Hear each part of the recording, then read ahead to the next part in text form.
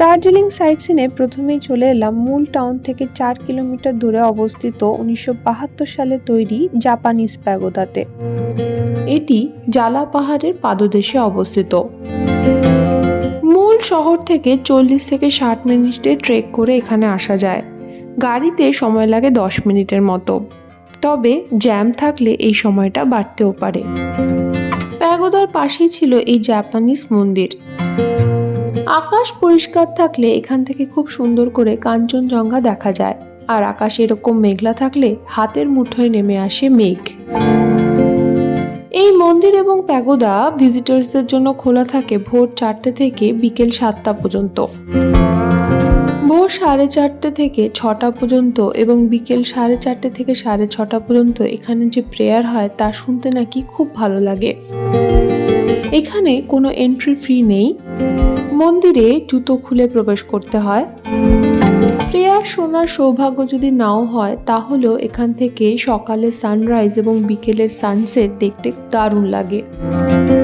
১৯৭২ সালে 3 November Japanese Buddhist Monk নিচিদাৎসু ফিউজি এই মন্দির এবং স্তূপা তৈরির কাজ শুরু করেছিলেন। সঙ্গে ছিলেন জাপানিজ আর্কিটেক্ট ডক্টর এম ওকা। এই স্তূপা তৈরির কাজ শেষ হয় ১৯৯২ সালের 1 নভেম্বর। এই স্তূপাটি নিপুঞ্জান মায়োয়াজি বুদ্ধিস্ট অর্ডারের মধ্যে পড়ে, যেটি পুরো ওয়ার্ল্ডে ৮০টি পিস পাগোদা তৈরি করেছিল। তাই এই স্তূপার আরেক নাম নিপুঞ্জান মায়োয়াজি বুদ্ধিস্ট টেম্পল।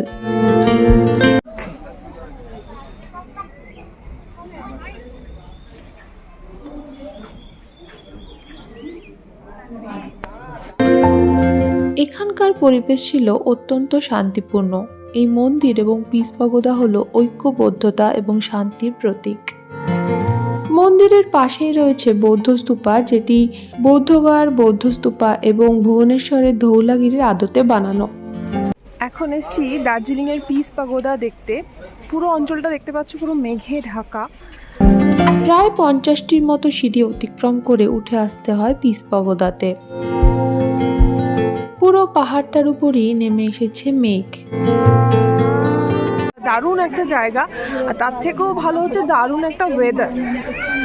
একদম মেঘ নেমে এসছে,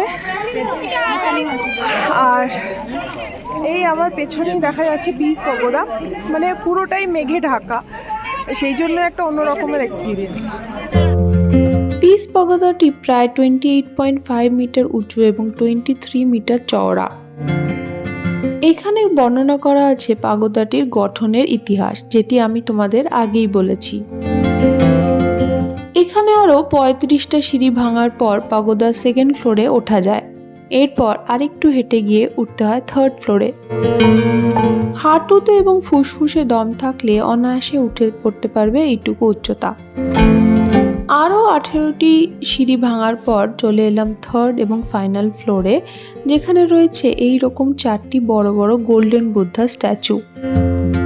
এইরকম 4টি গোল্ডেন বড় বড় বুদ্ধের স্ট্যাচু রয়েছে স্লিপিং, স্ট্যান্ডিং, সিটিং এবং মেডিটেটিং ভঙ্গিতে।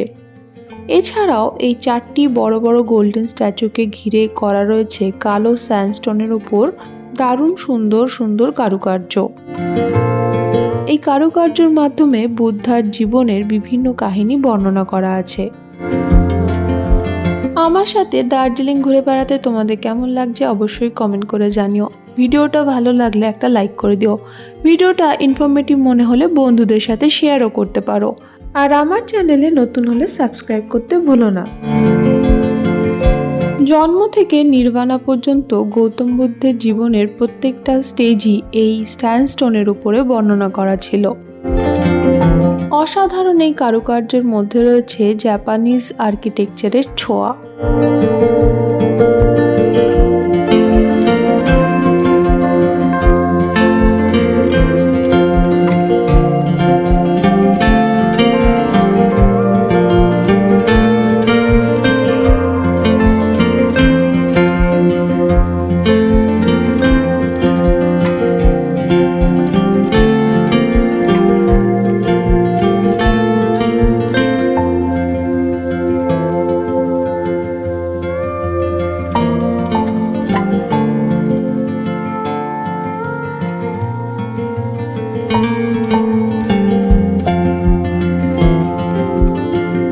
রাস্তায় গাড়ির লাইন দেখে বুঝতেই পারছো এই জায়গাটা টাউনের খুব কাছে হলেও বেলা 11টার পর বিশাল বড় জ্যাম শুরু হয়ে যায়। তোমাদের সাথে আবার দেখা হবে আমার পরবর্তী ভিডিওতে। ততদিন সবাই খুব ভালো থেকো। এখন তবে আসি, বাই।